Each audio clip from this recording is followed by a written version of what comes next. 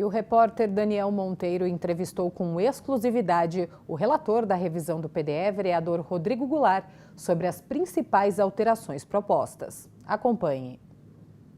Na noite da última terça-feira, dia 23 de maio, a Comissão de Política Urbana, Metropolitana e Meio Ambiente realizou uma audiência pública no qual foi apresentado o relatório sobre a revisão do Plano Diretor Estratégico, PDE. Eu converso agora com o relator do PDE, vereador Rodrigo Goulart, sobre as mudanças, sobre o seu relatório. Primeiro, muito obrigado por conversar conosco, vereador. Eu que agradeço mais uma oportunidade aqui, esse trabalho da Rede Câmara, com certeza auxiliou muito em toda a discussão aqui nesse processo participativo. Um processo que aconteceram já 47 audiências públicas, ainda até o final, a segunda votação, ocorreram mais 2, mas também todo o processo participativo de forma híbrida e também através das redes aqui da Rede Câmara. Então, parabéns também a vocês por todo o trabalho. Obrigado, vereador.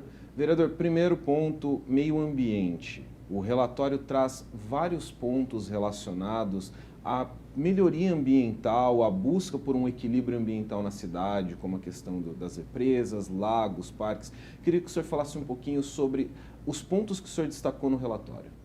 Olha, são muitos os pontos, com certeza a grande prioridade desse relatório, um aprimoramento também na questão ambiental, questão da sustentabilidade.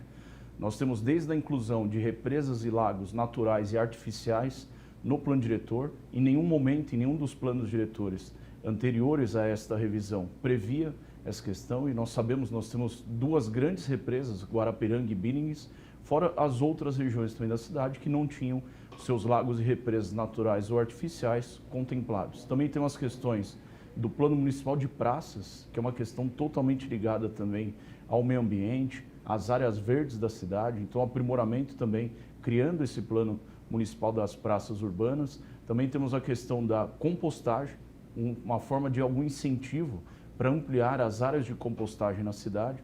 Então, com certeza, o meio ambiente, não só nesse relatório, mas como nas mais diversas audiências públicas por toda a cidade, foi um dos grandes temas abordados. E a inclusão também da ampliação do Parque Burle Marx, ali na região do Panambi, dentro do quadro 7, para se transformar aí nessa ampliação do Parque Burle Marx, uma grande área de preservação no sul da Zona Sul de São Paulo.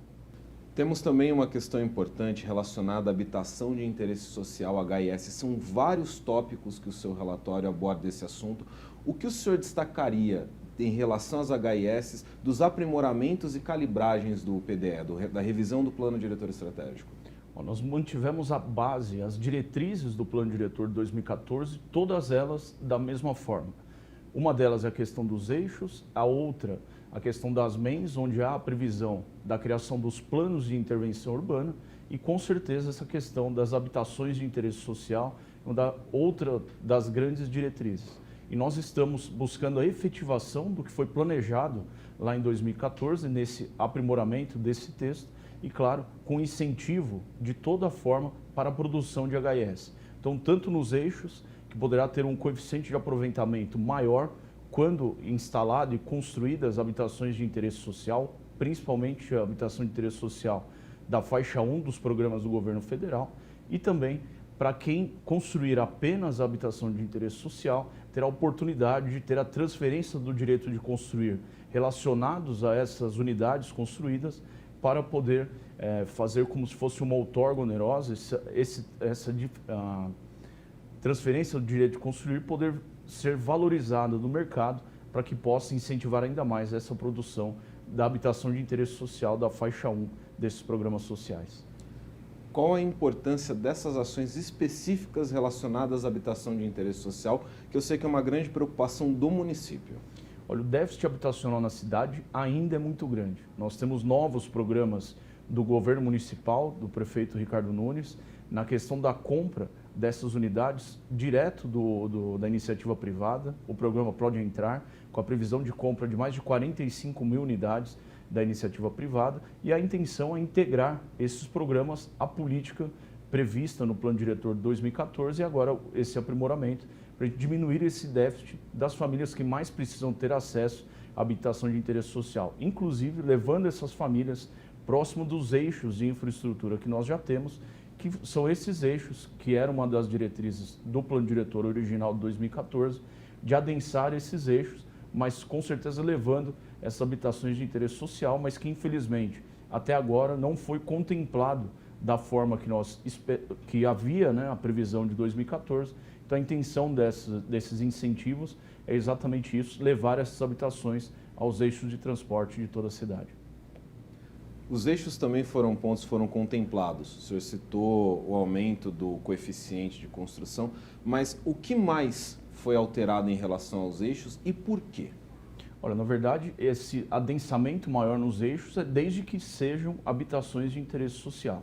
E, na verdade, o que nós temos na questão dos eixos são 2 pontos. Primeiro, o controle desses eixos, que nós designamos uma Câmara Técnica da Prefeitura para que avalie a preservação histórica, cultural e de paisagem urbana. Através dessa comissão, poderão ser excluídas áreas desses eixos, desde que comprovada a sua importância histórica, cultural e de paisagem urbana.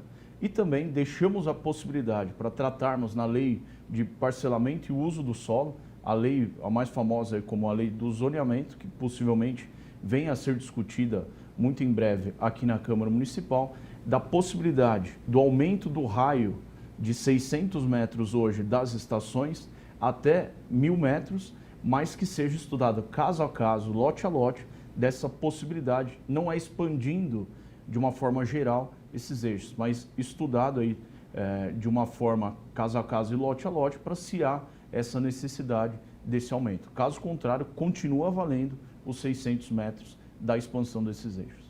Inteiramente ligado aos eixos, nós temos a questão da mobilidade. O seu relatório também traz alguns pontos relacionados à melhoria, micromobilidade, acessibilidade. Queria que o senhor falasse um pouco também das inovações que o relatório traz em relação a esse tema.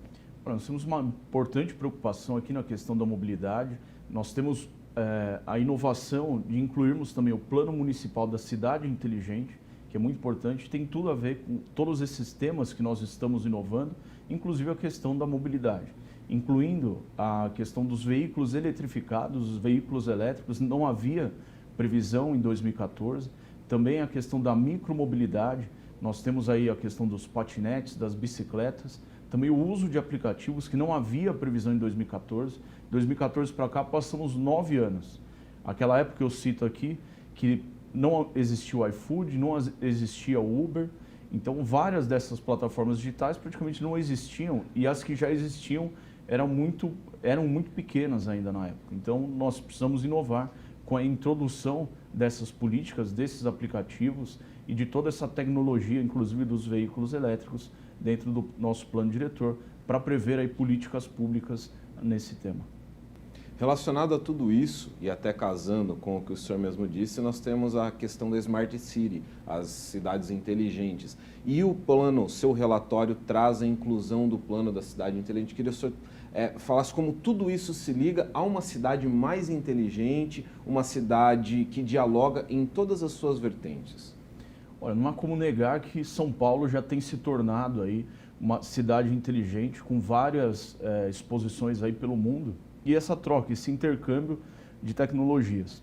Mas não havia também, como várias outras políticas públicas ligadas à tecnologia, à sustentabilidade, não havia previsão no plano diretor. Então foi por isso que criamos um capítulo inteiro da implementação das cidades inteligentes aqui na cidade de São Paulo. Então, buscando que o Executivo crie essa política para que nós possamos aí muito em breve e até o final da validade do nosso plano diretor, ter uma política pública implementada em toda a cidade, como uma grande cidade inteligente, a nossa cidade de São Paulo. Por fim, vereador, esse processo todo de construção do relatório não foi feito a uma mão, a sua ou da sua equipe, foi feita uma construção coletiva com os demais vereadores, as demais comissões que contribuíram com a discussão e principalmente com a população, com as audiências públicas, tanto aqui na Câmara quanto nos bairros, as audiências regionais. Qual a sua avaliação dessa participação e qual a importância dela para a construção desse relatório?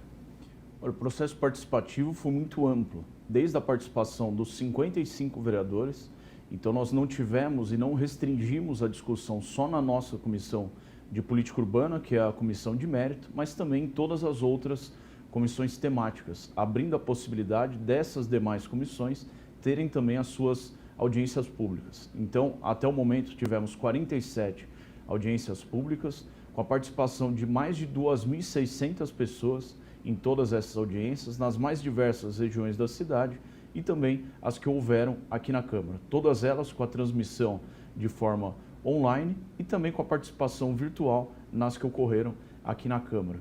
E dessas participações nós tivemos mais de 1.000 contribuições ao processo, então essas manifestações ou de forma oral, com a participação nas audiências, ou de forma com protocolos aqui pela Câmara e também através dos vereadores. Então foi muito ampla essa participação e com certeza isso vem a contribuir muito nesse processo democrático da qual instalamos aqui nessa revisão intermediária do Plano Diretor Estratégico, que lembrando que também é uma revisão intermediária prevista já na legislação original de 2014, era para ter acontecido em 2021 e até devido à pandemia foi prorrogada e agora sim, depois do processo participativo conduzido pelo Executivo, nós estamos aqui já na etapa final, vamos dizer assim, faltando as votações para que nós possamos concluir esse processo e deixar essa lei mais efetiva, né, vamos dizer assim, até 2029, que é o prazo de validade dela dos 15 anos, 2014 até 2029.